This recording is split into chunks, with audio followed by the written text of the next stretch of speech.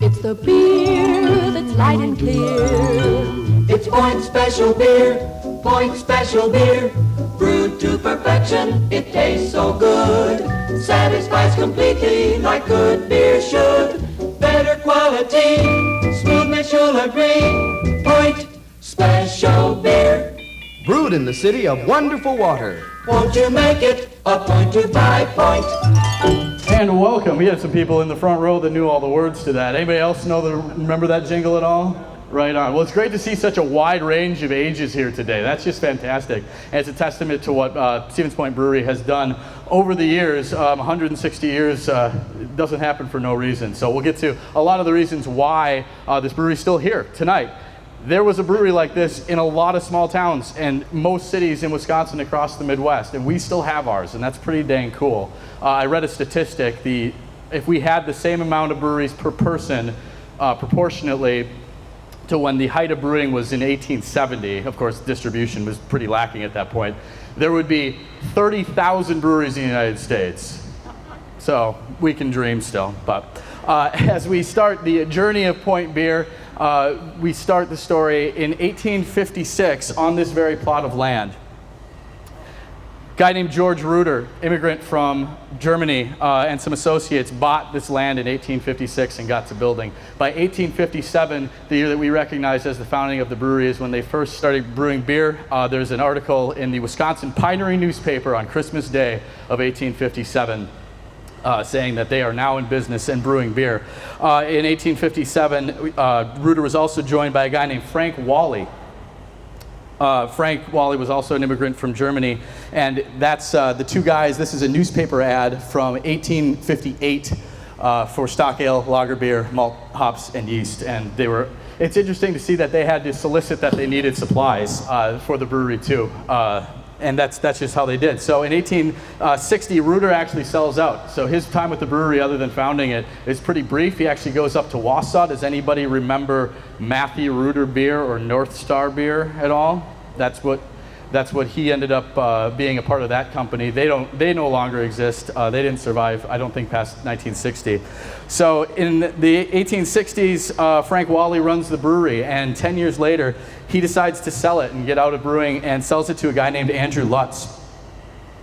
And this is what the brewery looked like in the 1880s. These structures, the foundations are both standing. This on the right is the brew house, and so in 1867, Andrew Lutz buys the brewery. He's also credited with brewing what that we all know now as Point Special. In the winter, of course, they kept the beer cold by harvesting ice from Mickdill Pond. Funny story about the relationship with this place and Mickdill Pond. The tradition for Andrew Lutz was to give patrons a beer from his personal keg when they would stop by the brewery to buy their own. And so a group of 4 men stopped by one night in the 1880s to buy a keg, and so he did what he usually does, and he drew them a beer, and they were feeling rather bold, and they asked for seconds. And he said, okay. He gave them another beer. They were bolder still. They asked for thirds, and he cut them off, saying, I'm not going to make any money on this beer if I give you another free beer. So one of the guys goes around to the back of that house, finds Mrs. Lutz, and says, your husband won't give us any more beer. She didn't seem to care at all, and so she brings the guy back up to the front of the house, and as she walks in, another guy had grabbed the fireplace poker and was holding Andrew Lutz up against the wall, demanding more beer. Some brewery workers had walked in by that point, and a fight ensued. It came out into the street. The men ended up fleeing, and they ended up getting arrested down near Mickdill Pond, and the punishment was just a simple fine in those days. This is a pretty rough and tumble place around here before the turn of the century, for sure.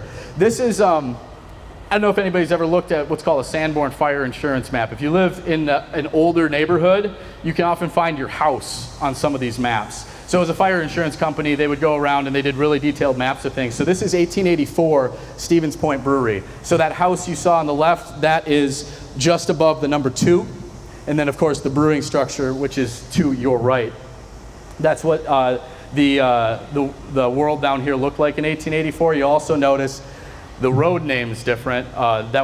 This was not called Water Street out behind us. This was Plank Road at that point. And Water Street was eventually just uniformed the whole way down. This is the workforce of the Lutz Brewing Company. Doesn't look too different than the guys that work here today, Gabe. But if you notice one guy, the guy on the right here, he looks pretty familiar, don't you think? Probably pretty well acquainted with that guy if you go to bars around here or if you look over at the tap handles. That's the inspiration for Nicholas C. Point, is from that picture. You might have seen these cans in stores this year. They brought them back. The guy on the left is a guy named Gustav Kunzel. He bought the brewery in 1897, and that was, so you can see in the middle of the can there, that is his name as the proprietor. He didn't stay with the brewery too long. That picture is actually from later on. He moved down to a brewery in Westfield at some point, drinking from a brass mug, so that's pretty cool. In 1902 is when the brewery is officially known, though, as the Stevens Point Brewery. They incorporate, that version of the brewery lasts all the way up until 1924. The brewery was not without competition. Like I said, most small towns in Wisconsin had breweries, and they often had many breweries. There was breweries down on the square. There was one on the north side, one right as you would be going into downtown. This brewing company, this building actually lasted into the 90s. This is the Polish Brewing Company. It became the Bakelite Bread Factory after they brewed beer. They didn't even try to brew beer in Prohibition, or soda, or even make it through Prohibition. That building, though, would have been at the corner of Wood and Wisconsin Street, so kind of near the Black Trestle Bridge, if you're familiar with that part of town. But that building is no longer around, which is another reason why it's so great that Point still exists in this current place.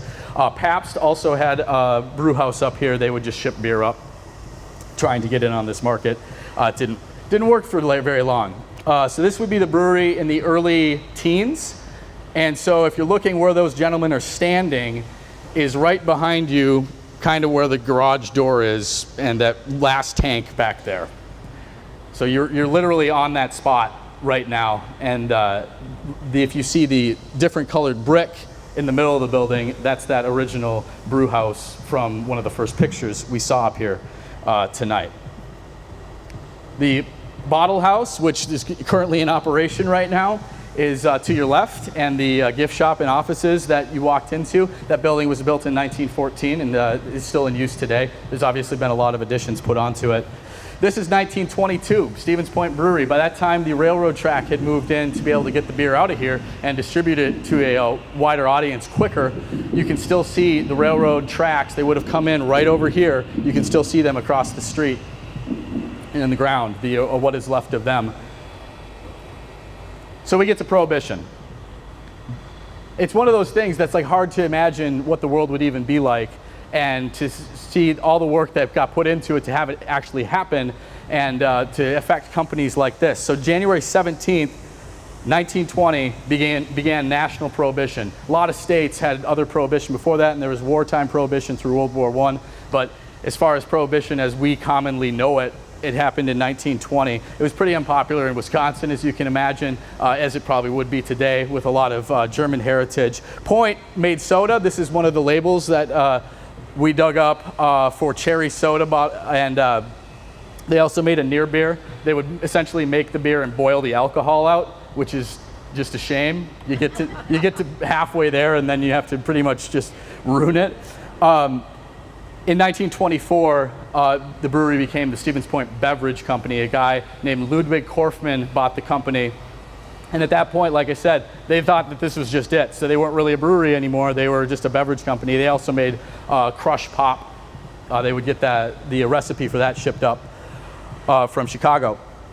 Even though there was prohibition, there was no effect on the local drinking habits around here, as you can imagine. If you look around, this thing sold out pretty quick. People around here really love their beer. This is not a picture of this liquor syndicate I'm going to get into. It's more just a representation of what a bar might have looked like in the years during and surrounding Prohibition. But there was a liquor syndicate in town. We actually have a pamphlet for sale in the back all about it. But to cover it briefly, two guys, one's name was John Bannock, the other's name was Dan Cluck. as soon as Prohibition set in, they were tavern owners and didn't want to lose their business. Most taverns turned into soda fountains as well as sandwich shops and stuff like that, pretty bland things. And so they didn't want to lose their business. So they set up a underground network of storage and production facilities, and as well as a network of taverns that they served. So if the feds would come in and bust one bar, there was a telephone grape line system that the next bar would call the next bar would call the next bar to make sure that only one bar would get caught at a time, and then the other bars would chip in on the fine for the first bar that got caught. They kept going past Prohibition, though. This is part of the big downfall. So during Prohibition, people were like, yeah, I get it. We need this. They kept going, though. December 5th, 1933, Prohibition's over. The first keg of Point beer that was tapped after Prohibition at midnight on that day is at the Congress Club just up the road. So just after midnight, they were legally drinking in Stevens Point again. The liquor syndicate continued, though. An investigation ensued. Everybody was caught. There was a big raid. It turns out during Prohibition, the district attorney, the sheriff, and the chief of police were all involved in the whole operation. They didn't have a lot of trouble. So we move past Prohibition. It's still the Great Depression. We move into World War II. These are still really tough times for the brewery. It's really miraculous that the brewery survived. It didn't get easier just because Prohibition got repealed. There were challenges as they moved into World War II. This picture on the left of the brewery, that's what it would have looked like in the late 30s, as well as those are workers on the bottle line during the 40s. Challenges during World War II, there were a lot, though. There was a defense tax that raised the price of beer. The labor supply was, of course, short because all the guys went off to fight. And equipment was also in a shortage. I read one story, they had trouble trying to find a truck to buy to deliver the beer. So they did get through that. Tires were also something, as well as all the ingredients that they used to make beer were rationed at that point. That resulted in a change in what they brewed. So at that time, leading up to World War II, they had a beer called Amber Prize. They had a holiday beer, which I always like to talk about holiday beers because it was kind of one of the first rounds of seasonal beers. And the thing about holiday beers is they usually had higher alcohol content. The reasoning because during the holidays you have to spend time with your family. So that was part of the logic behind that. So they discontinued Amber Prize Holiday, and then a fairly new beer that they had started brewing in 1938 was Point Bock, which of course we have back now, but they discontinued that during World War II as well. And they got through it just by brewing Point Special at that time. You might have been to a Quick Trip before and seen a Big Charlie that's a 16-ounce beer. Those Big Charlies got nothing on these Big Charlies. There was half-gallon bottles of beer. There were things called picnic bottles. They were big. It was an attempt to conserve supplies because the tin for the caps was scarce, as well as they thought they could just get by with less packaging. The problem was they weren't exactly efficient, and they couldn't get the beer transported as easily. They were really clunky. And so during World War II, Big Charlie was unfortunately discontinued, although for the people from Point Brewery in the house, half-gallon bottles of beer are pretty cool. Just saying. So the war ends, but the rationing doesn't actually stop till 1947. Point, during World War II, focused a lot on the local area. They just kind of hunkered down and said, you are our people, we're going to sell beer to you, and we're going to make sure that you guys have the beer that you want, which is not what all breweries did. Point Special and Bock were brewed in the post-war years and through the 1950s. This is also when the second wave of challenges to small and mid-sized breweries happened. So you think about when breweries started to go away, Prohibition obviously is a big one. The second one is in the 50s, 60s, and 70s because big brewers were building chain brewing. So if you go to Fairfield, California, you can tour a Budweiser factory. There's no business of Budweiser's heritage being in Fairfield, California. So they were edging out medium and small brewers that were a lot like this, but people around here were really loyal to their beer, so it didn't affect them as much. In 1955, Point starts putting Special in cans for the first time, and they just, again, they kind of just get through. They call those the lean years at Stevens Point Brewing Company through the 1960s as the big brewers were expanding. Was anybody a part of this? You remember it? Our president at the Historical Society is a guy named Tim Siebert. He swears he was in the library during this. What happened here is a pretty crazy story. It doesn't have entirely to do with Point beer, but it has something a lot to do with Stevens Point drinking history. In 1967, the governor was a guy named Warren Knowles. Warren Knowles came to town to give a speech at the Whiting Hotel from one of the balconies or second floor windows there to a crowd. He gave a speech basically saying we should raise the drinking age from 18 to 21. Of course, Wisconsin State University Stevens Point was here at the time, and the students weren't so happy about that. So they attended this that speech that he gave, and somebody threw an egg and hit the governor in the head with an egg. Then, of course, the governor goes inside. They march on Stevens Point, and they start a bonfire in the intersection of Main and Division Streets. At that time, there was no Interstate 39 running through the area. That was Highway 10 and Highway 51. That was the main artery of the entire area. They started a bonfire there of wood and tires and basically anything they could find. The fire department shows up. The students lie down in the street to keep them from getting to it. So the bonfire, this is also, I forgot to mention, this is at 10 in the morning. So there's this big fire in the biggest intersection in town, and if you're not from here, you don't know how to get around it. And the police have not been trained in rioting because it's Stevens Point in 1960s America. So the fire is just allowed to kind of burn. They do disperse the people after a while. The students march back downtown, and they go to a place called Northwestern Liquor. And at Northwestern Liquor, there's a Point beer truck making a delivery, and the guy left the keys in, and they basically put the thing in neutral and trash it on the riverbanks. All the students just leave. And I asked him about this, our president. He's like, I can't even tell you if anybody was arrested. I never heard of anybody actually getting in trouble for anything that entire day. So that was the 1967 Point beer riots. Some notable things about the pictures up on the screen here. The one on the left, you might recall there was a place in town called the Hot Fish Shop. I believe that's now Kristen's Riverwalk in that same location. I've heard that was the date spot in town. And then on the picture on the right, the guy who's in the nice suit and overcoat, that's Lee Sherman Dreyfuss, who was the chancellor of the university at the time. He's smiling there. I can't imagine he was really happy about all this, but he ended up being, if you don't know, the governor of Wisconsin later on in his career. In 1973, as a lot of these breweries, as I was saying, were having a lot of struggle against the big giants of the industry, a guy named Mike Royko, who was a columnist for the Chicago Daily News, he wrote a column basically calling all American beer just crap. He used a very different term that I won't say in front of all you, but he basically said it was some of the worst stuff he'd ever had. And if you think about it nationally at that time, it probably wasn't great. People got outraged, and so he said, I'm gonna have a blind taste test. And Point somehow snuck a case down to him. At this time, Point wasn't distributing outside the state of Wisconsin, but they snuck a case down to him, and they got entered in the competition. The number one beer in the competition was Würzburger from Germany. The second beer tied Bass from England, and then Point Special Lager took second place. So the top American beer in this whole blind taste test. Sales of Point went up 20% in the state.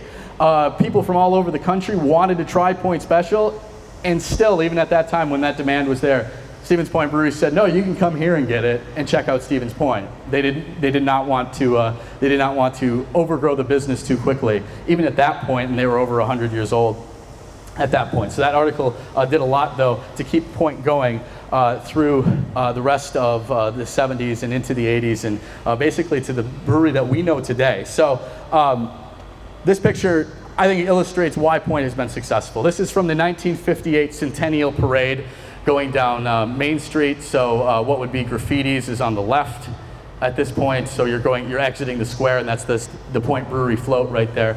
Why did Point Brewery survive? They always have focused local. They did not distribute outside the state until 1990. And still, it's Point. It's our beer. It's for our town. And it's just been great that there's always been another owner to pick up the mantle of Point Brewing and to keep it here in Stevens Point. Thank you so much for coming out tonight. It really means a lot to me and the Historical Society.